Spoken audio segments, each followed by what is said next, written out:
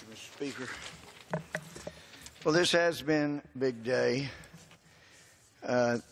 There are so many people that have suffered in this country, especially since the passing of Obamacare. It's difficult to call it the Affordable Care Act.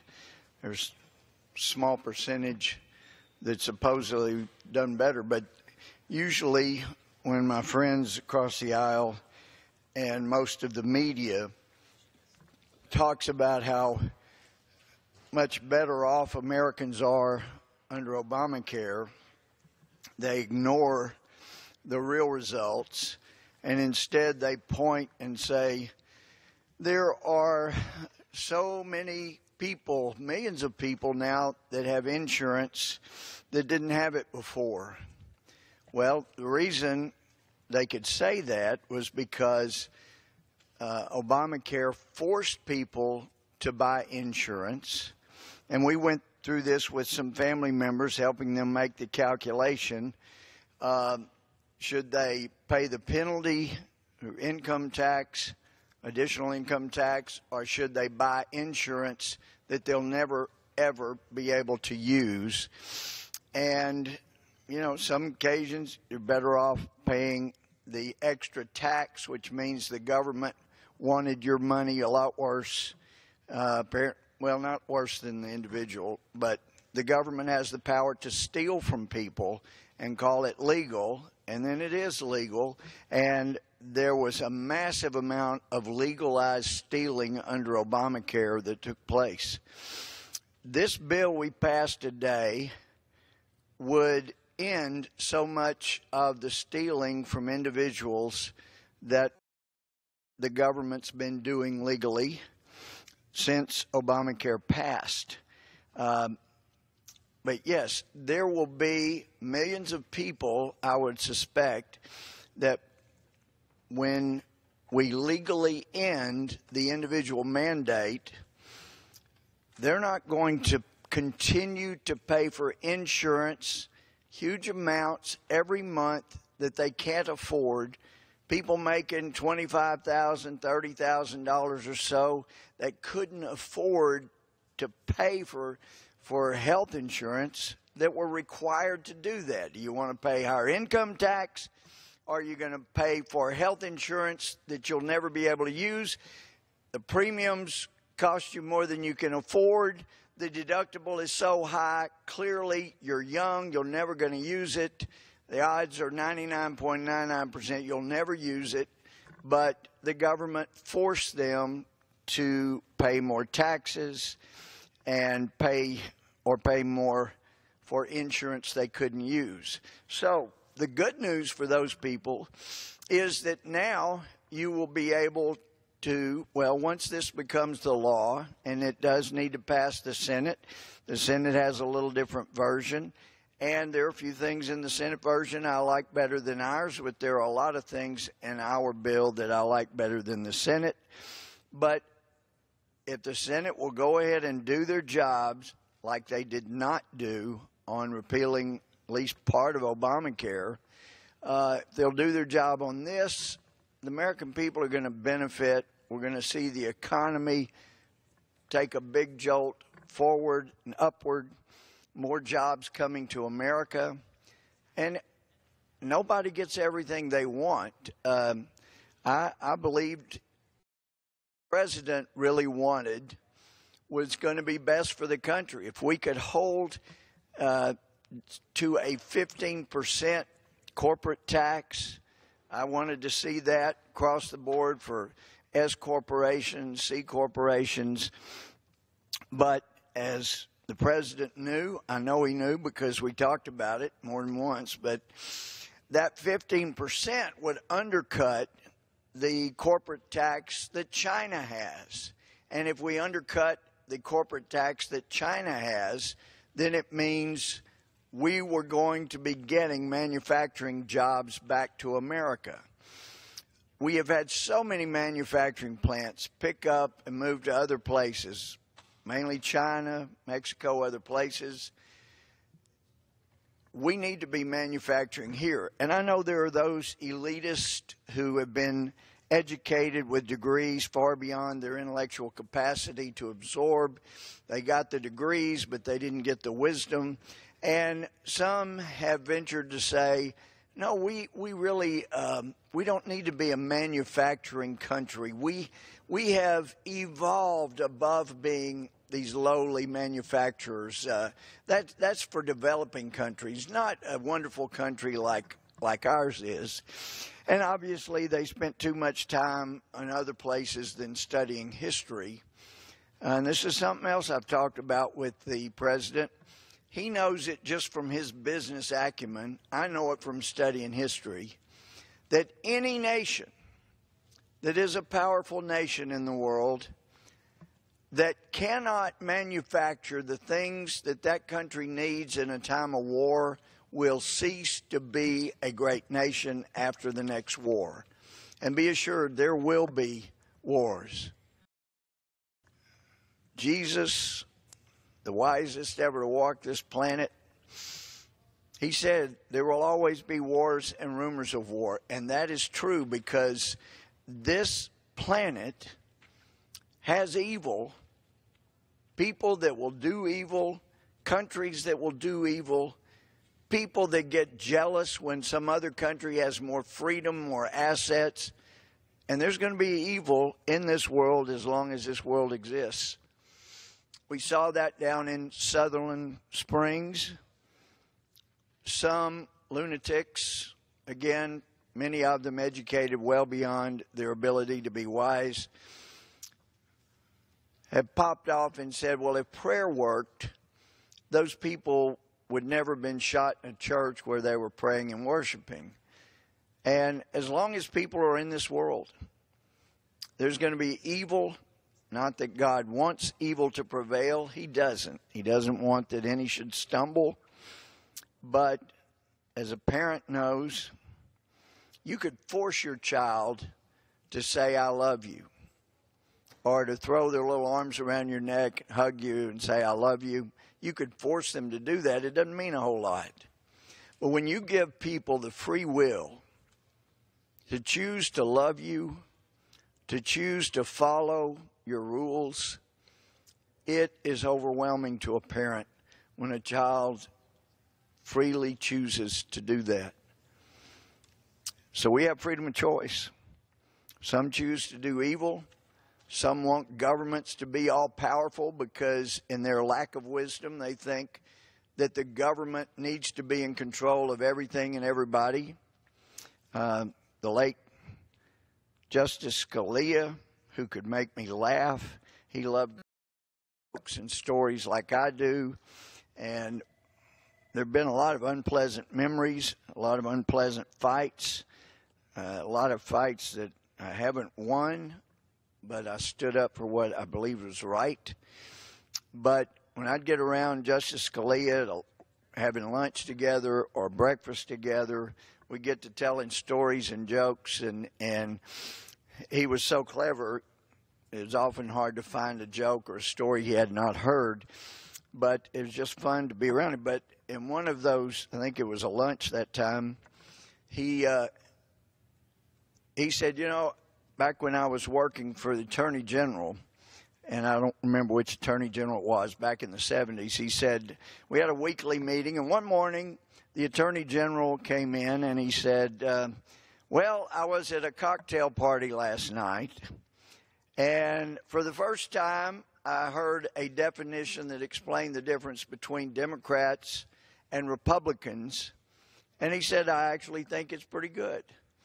I think it's very descriptive. And he said, what I learned was Democrats are people that want to control everybody and everything, and Republicans are people that don't want them to.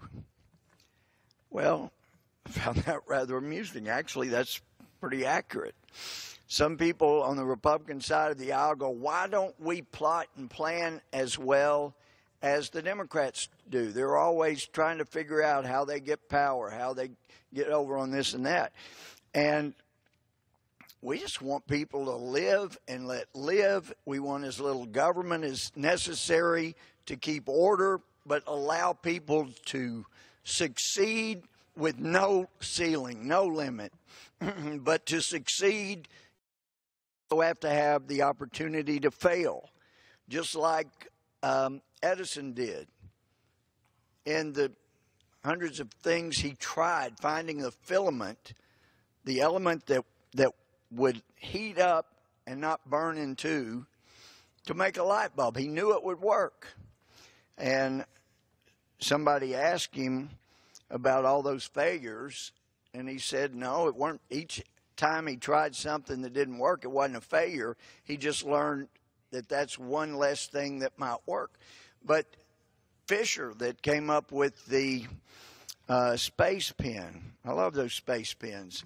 The email still goes around that says the Americans spent $4 million to develop a pen that would work in outer space of government money.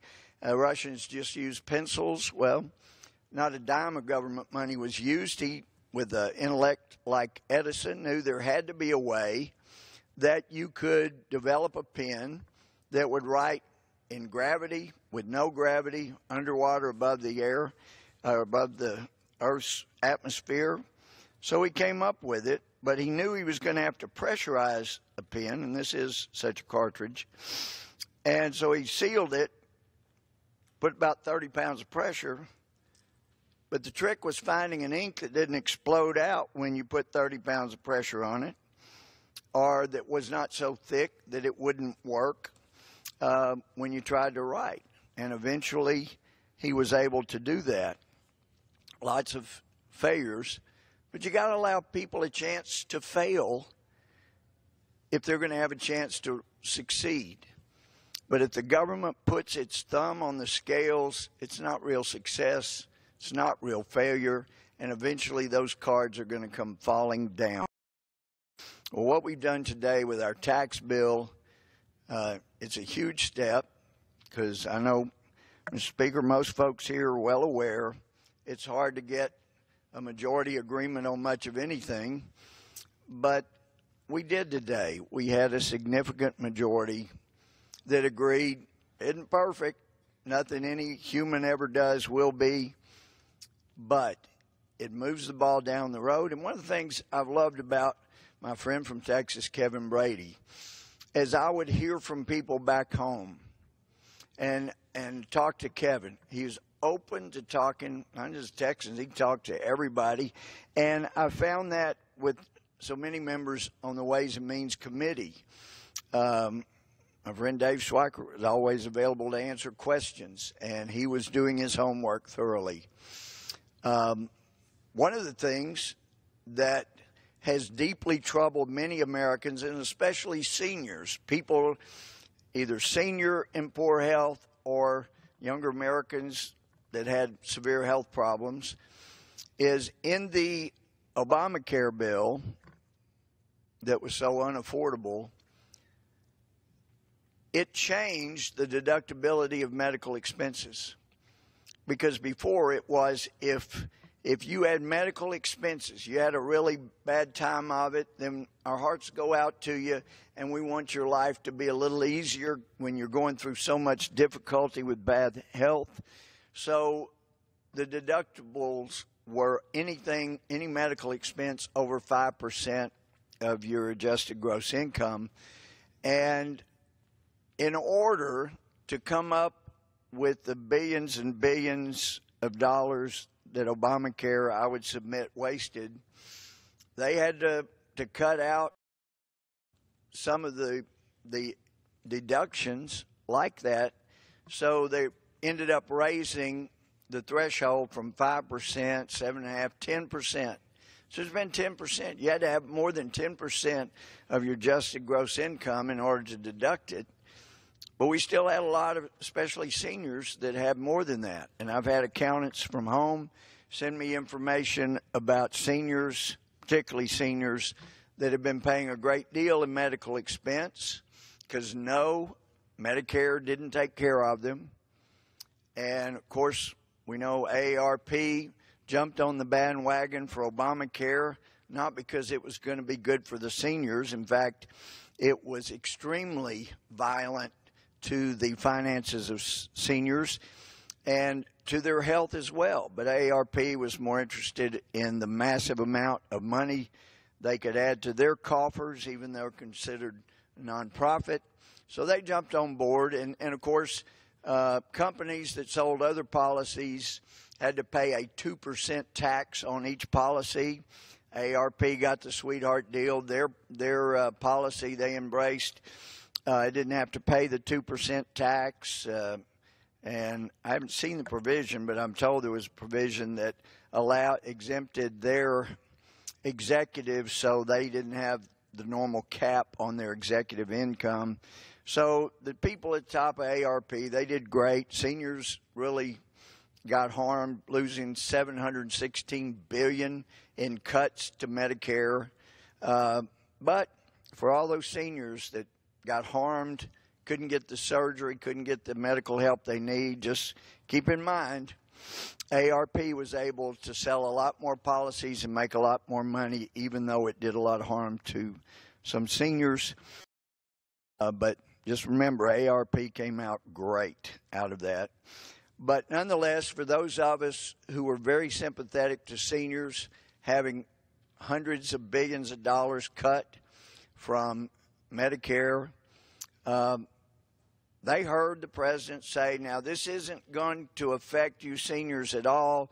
It's only going to cut some of the profits from health care providers, basically what was said. But many of my seniors in East Texas figured out, wait a minute, if you're not going to pay the health care provider for my medicine, for my surgery, for what I need, then I'm not going to be able to get the procedure, the surgery, the health care that I need if it's not going to be paid for. So I've had many seniors talk to me about surgeries being delayed or that they couldn't get the same thing they had before Obamacare passed. So we haven't repealed Obamacare, but in this bill we repealed the Obamacare mandate, the individual mandate, and that means that some people that were forced to pay higher income tax if they didn't get one of these ridiculous insurance policies, they're going to have that much money in their own pocket. If they were paying for a policy that they knew was never going to help them out, they won't have to buy that. And, of course, you know, the Democrats' friend, all the mainstream media, they'll say, oh, look at how many people don't have insurance, when the truth is so many of those people chose not to buy insurance because they knew it was a terrible deal. And I still want to see a reform of health care, a real reform of care, but that would mean getting away from either insurance companies or the government being between us and our doctors, our health care providers. And the way you do that is you make it so attractive to put money in your own health savings account. And I expect us to pass something to make it much easier and much more attractive. It's not in this bill. This was a tax bill, but I'm still hopeful we're going to do a reform of health care and repeal at least most of Obamacare. I have that hope, and I hope today was a start not only toward getting tax reform and getting tax relief for Americans, seeing the economy get going again, but also put back in motion true repeal of Obamacare and getting health care laws in place that'll be good for Americans. But how can you have competitive prices in health care if nobody knows what these procedures or medicines cost? You see, you get a notice from the health care provider, your insurance company, that something costs $12,000, but you don't know that the insurance company satisfied that $12,000 payment demand with an $800 or $900 payment. But if you knew that if you were paying cash out of your health savings account, a $12,000 procedure would only cost $800, you wouldn't be so big on paying $2,000 a month to a health insurance company. And these health insurance companies